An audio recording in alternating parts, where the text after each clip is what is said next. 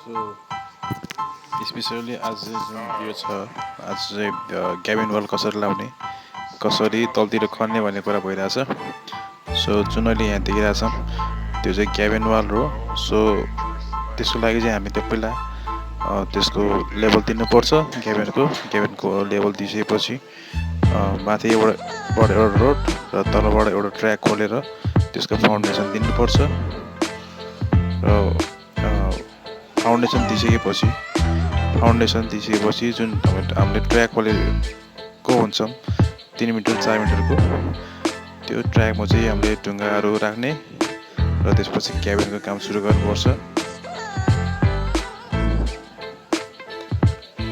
र यो क्याबिनहरू चाहिँ यिनीहरूले बेसमा अलि वाइड, त्यसपछि अलि कम, त्यसपछि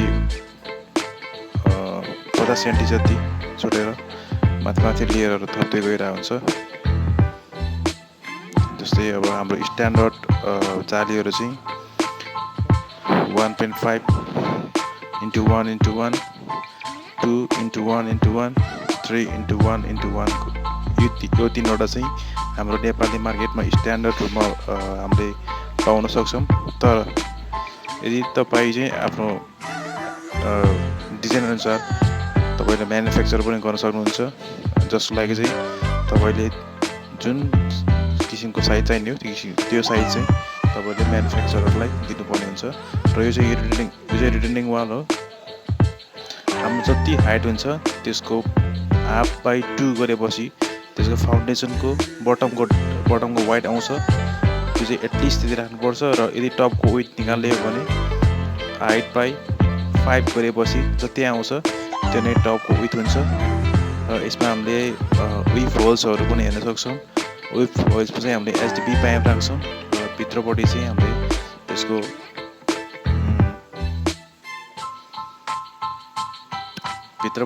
त्यसलाई कपडाले बेरेर राखेका हुन्छौँ। सो द्याट पानीहरू चाहिँ त्यसमा चाहिँ कुनै कुराहरू स्टक नहोस् भनेर इनिसियली। र पछि चाहिँ हामीले यसमा पर्फोरेटेड पाइप फिक्स गर्छौँ ताकि यहाँबाट चाहिँ सोइल नजाओस् र पानी मात्र ड्रेन आउट होस् भनेर। सो यसमा हाम्रो जुन रोडको लेभल छ सेन्टर लाइन, त्यहाँबाट चाहिँ हामीले टोटल स्टेसनले अफसेट गरेर रिटर्निङ वालको लाइन लिन्छौँ र त्यसमा हामीले रिटर्निङ वाल दिन्छौँ र पछि ब्याक फिलिङ गर्छौँ। यो साइड थियो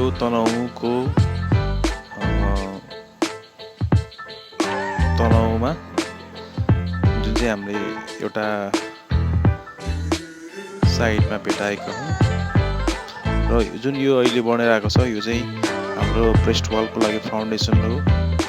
पहिला यसरी फाउन्डेसन राख्नुपर्छ ब्रेस्ट वालको लागि। यसरी राखिसकेपछि त्यसमाथि बल्ल ब्रेस्ट वाल राख्ने हो। ब्रेस्ट वाल चाहिँ अब मासोनरी मात्र हुनसक्छ अथवा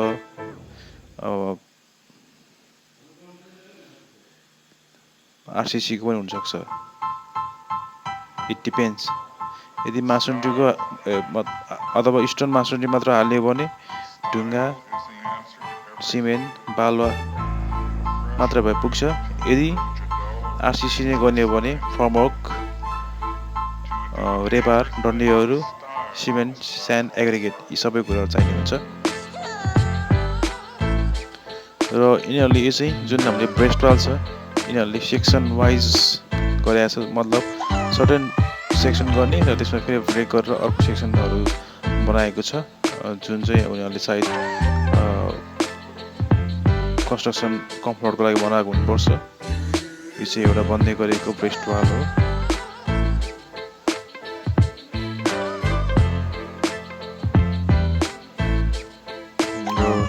हामीले जहाँ पनि वाल बनाउँछौँ, जहाँ पनि ब्रेस्ट वाल होस् अथवा रिटर्निङ वाल होस् अथवा क्याबिन वाल होस्, हामीले फर्स्ट अफ अल वालको लागि लेभल दिनु पर्यो। लेभल भनेको हामीले नोन कोअर्डिनेटहरू दिइरहेको हुन्छ अथवा हाम्रो सेन्टर लाइनको कोअर्डिनेट नर्थिङ, इस्टिङ र आरएल दिएको हुन्छ र त्यसलाई ट्रान्सफर गरेर हाम्रो क्याबिन वाल अथवा रिटर्निङ वालको लेभल दिइसकेपछि चाहिँ जुन त्यसको फाउन्डेसन फिक्स हुन्छ। फाउन्डेसन फिक्स भइसकेपछि त्यो साइडमा चाहिँ कति क्वान्टिटी कति घनमिटरको चाहिँ ढुङ्गा लाग्छ, स्टोन लाग्छ, त्यो अनुसारले ट्रान्सपोर्ट गरेर त्यहाँ राख्नुपर्छ र ग्याबियन जालीहरू त्यसपछि बल्ल सुरु गर्ने हो।